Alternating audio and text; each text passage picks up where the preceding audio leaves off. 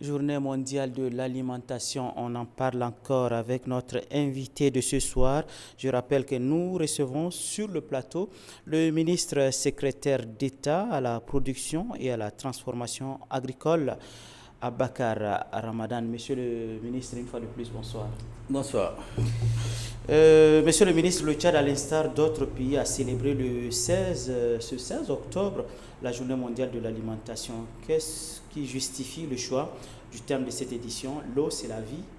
L'eau nous nourrit, ne laissez personne de côté. Merci. Bien, donc je crois qu'avant d'entrer dans le vif du sujet, qui est le thème de cette journée, d'abord parlons de la journée du 16.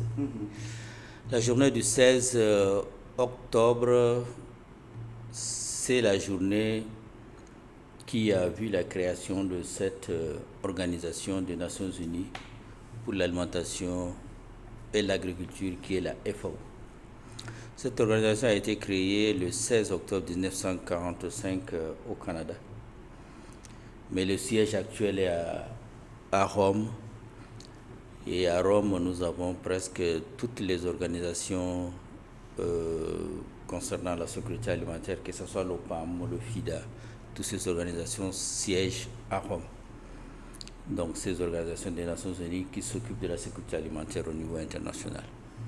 Et donc cette journée célèbre le 78e anniversaire de cette organisation des Nations Unies, qui a été créée effectivement dans le seul but d'assurer assurer la sécurité alimentaire du monde entier, d'éradiquer la faim et faire de telle sorte que toute la population mondiale mange à sa faim. À sa fin. Merci, monsieur le ministre, pour le rappel.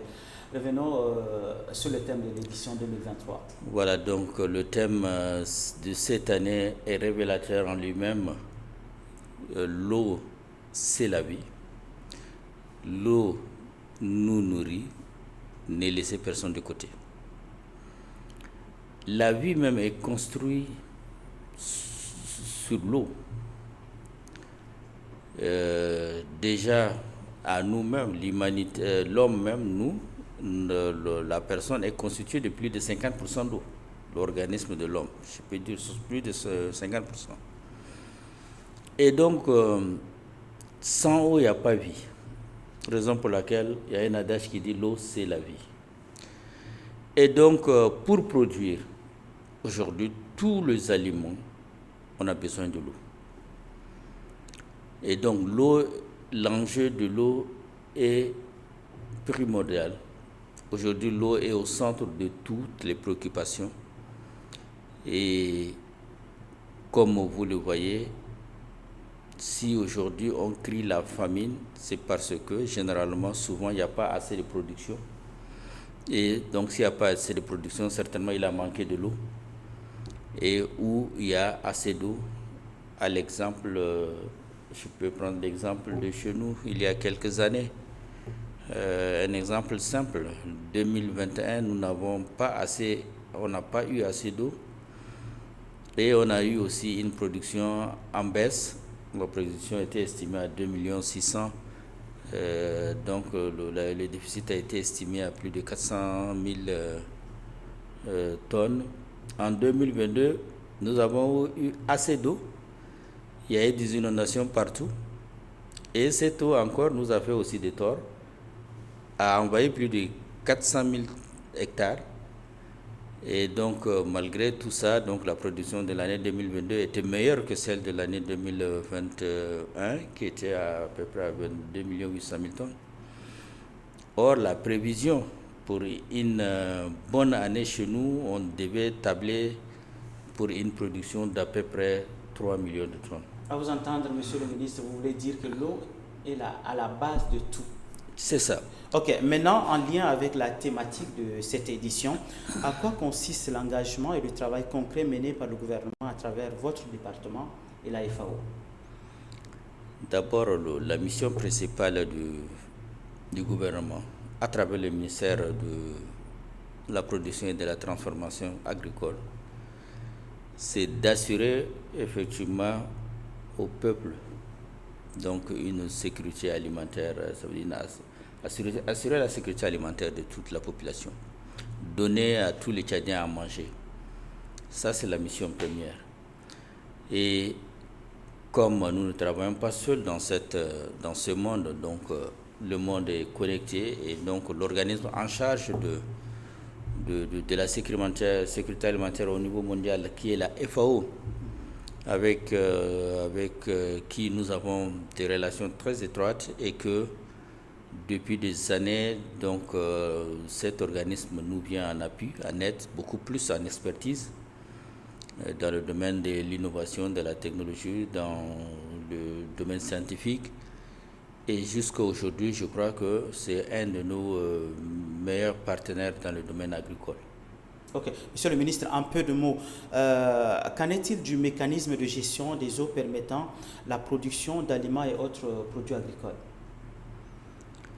Bien, donc d'abord le mécanisme de gestion. Au niveau national, nous avons quand même des outils de politique nationale, et notre politique dans le domaine de l'eau agricole est basée sur la maîtrise de l'eau. Sur la maîtrise de l'eau, donc nous avons de l'eau en quantité, oui. Nous avons de l'eau de surface qui est estimée de l'ordre de 21 à 22 milliards de mètres cubes. Ça, c'est de l'eau qu'on trouve facilement. L'eau dans le fleuve, l'eau dans le lac, l'eau dans les étangs et partout. Mais la plus grande partie de notre eau se trouve sous nos pieds. Nous avons plus de 540 milliards de mètres cubes d'eau qui dorment sous nos pieds, dans nos nappes souterraines. Et cette eau, nous ne les utilisons pas assez. On utilise uniquement pour la consommation humaine et peut-être le bétail, l'eau souterraine. Et donc cette politique, effectivement, qui repose sur la maîtrise de l'eau, consiste effectivement à extraire cette eau avec toutes les technologies que nous disposons, donc transporter de loin pour amener vers la consommation. Par exemple, déjà le plus grand transport qu'on a, de réseau de transport qu'on a au Tchad, c'est à Béché. Plus de 35 km, on a transporté de l'eau pour amener de l'eau. Et ça, c'est la maîtrise. C'est ça la maîtrise de l'eau. Ok. Monsieur le ministre, nous, on a cette chance d'avoir suffisamment d'eau. Maintenant, si jamais il arrivait que l'eau en manque, y a-t-il cette possibilité de produire avec moins d'eau? Oui, aujourd'hui, je crois que la technologie nous offre cette opportunité. Cette opportunité, aujourd'hui, la technologie nous offre. Et déjà, avec la FAO, on apprend beaucoup. Parce que la FAO a ses ramifications à travers le monde entier. Toutes les expériences qui sont quand même faites dans divers pays, eux, ils en ont. Et donc, avec les relations qu'on a, et donc nous transfèrent les compétences. Et donc aujourd'hui, je crois que pour produire moindre, avec moins d'eau, nous avons la technique des gouttes à gouttes. C'est une technique qui est beaucoup plus expérimentée par le passé en Israël, et puis cette technique aujourd'hui est beaucoup plus utilisée dans les zones arides. Même au Tchad, déjà, on a commencé effectivement à utiliser cela aujourd'hui. Même certains privés en ont dans leur jardin des techniques de goutte à goutte qui utilisent moins d'eau. Mais bon, cela, ça fait partie effectivement de cette technique avec moins d'eau.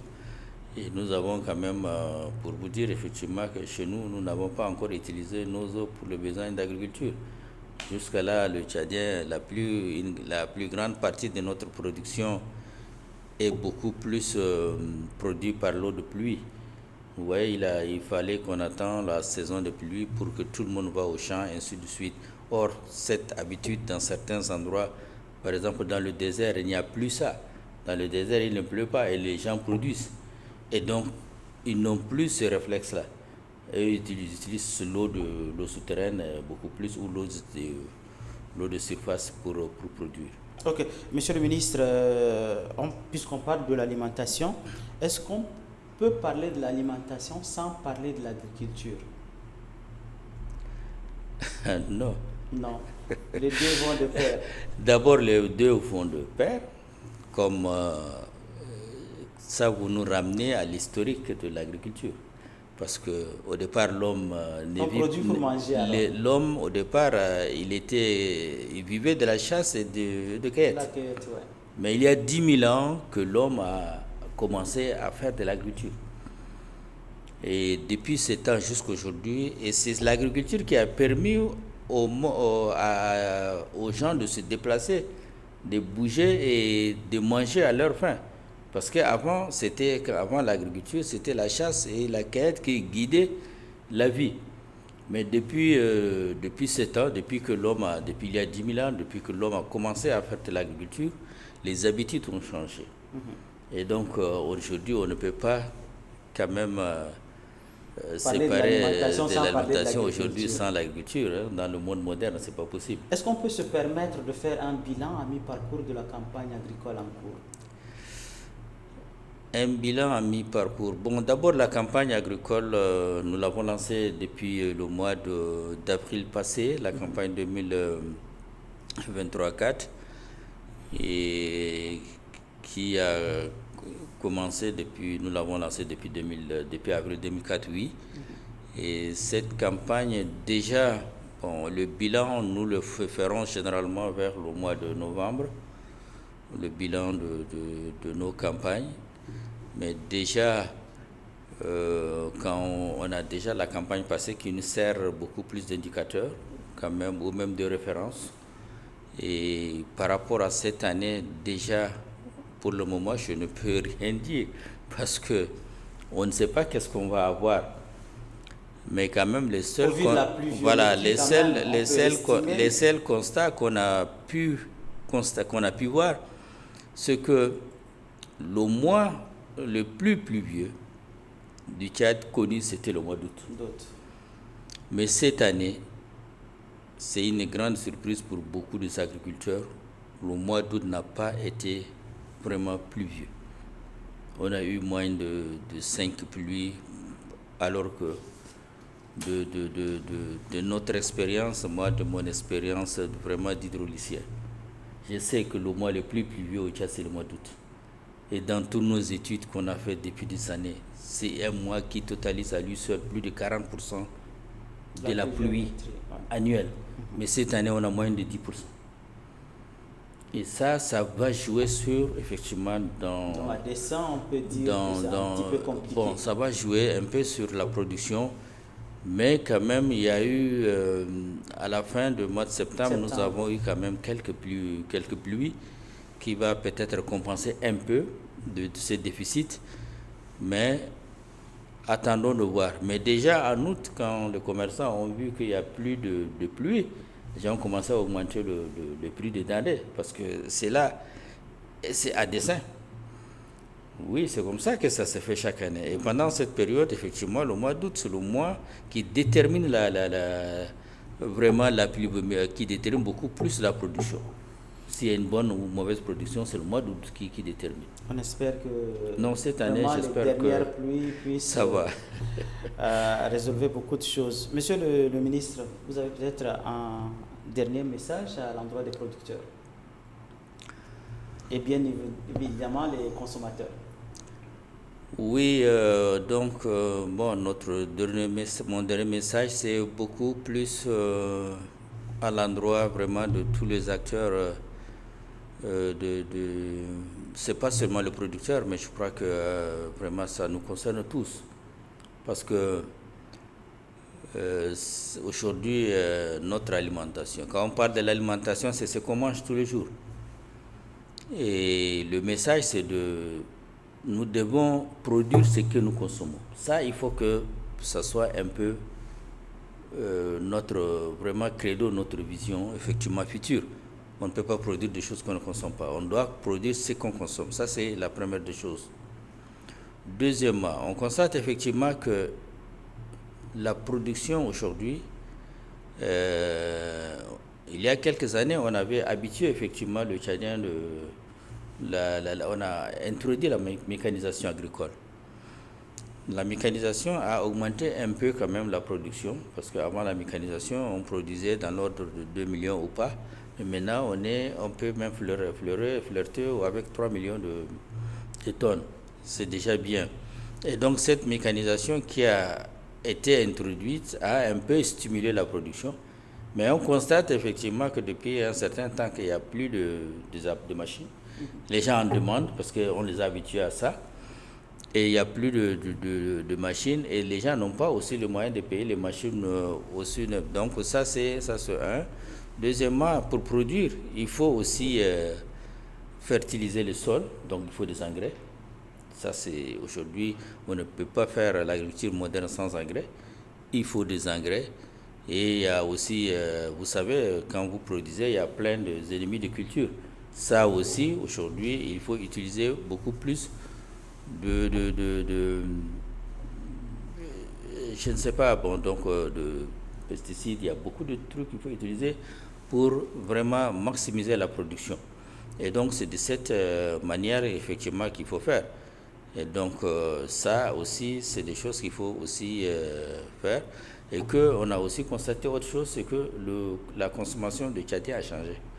Il y a 30 ans, on consommait beaucoup plus le tchadien d'antan consommait beaucoup plus de mille pélicinaires. Mais aujourd'hui, la tendance est vers le maïs. Le maïs que nous ne produisons pas assez. Nous n'avons que deux grands foyers de maïs, le lac, le Maïkibi Ouest, et que aujourd'hui tout le monde demande le maïs. Donc ce qui fait que on est obligé d'importer du maïs. Mais en réalité, le maïs, on peut le produire ici chez nous. Et je crois que nous allons réfléchir pour vraiment ouvrir d'autres foyers de production de maïs au Tchad, à part le lac, le Maïkibi Ouest. Merci, monsieur le ministre, d'être venu et de vous prêter à nos questions. Je rappelle que nous avons reçu sur ce plateau monsieur le ministre secrétaire d'État à la production et à la transformation agricole, monsieur Abakar Ramadan. Monsieur le ministre, une fois de plus, merci d'être venu. Ok, merci. Bonsoir. C'est moi qui vous remercie. Merci. Bonsoir.